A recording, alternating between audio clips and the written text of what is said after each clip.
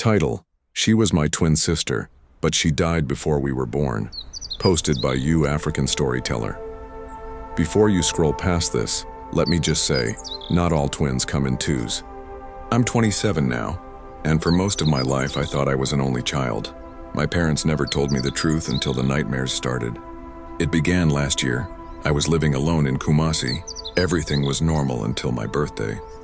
That night I dreamt I was in a dark room lit by a single candle. A girl stood in the corner wearing a torn white dress. She looked just like me, but thinner, with sad eyes. She didn't speak, she just cried.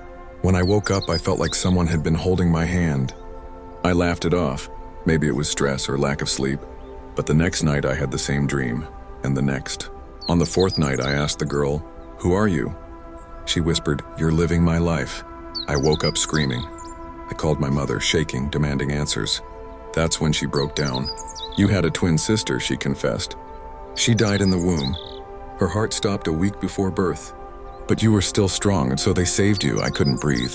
"Why didn't you ever tell me?" Her voice cracked. "Because of strange things happened after. We buried her in silence. But some nights I would see two shadows in your crib. You would laugh at nothing. And once, when you were 5, you said, 'Amma says I shouldn't eat all the food. She's hungry too.' I had no memory of that. But after that call, everything got worse.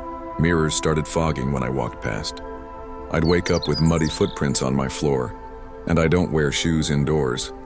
On the 7th night, I had the final dream. She was closer now, standing beside me. She said, 'You're not to blame, but you've forgotten me too long.' Then she smiled, and her face began to rot, slowly, as if something was peeling her from inside.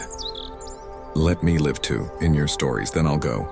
I started lighting a candle for her every birthday, and I began writing these stories, not just hers, but the other hidden tales from our villages. Because in Africa, the spirits don't just haunt houses, they haunt bloodlines, names, and secrets. If this story made you curious, afraid, or emotional, follow this page, because there are many more stories like this one. Real African mysteries that were buried too soon.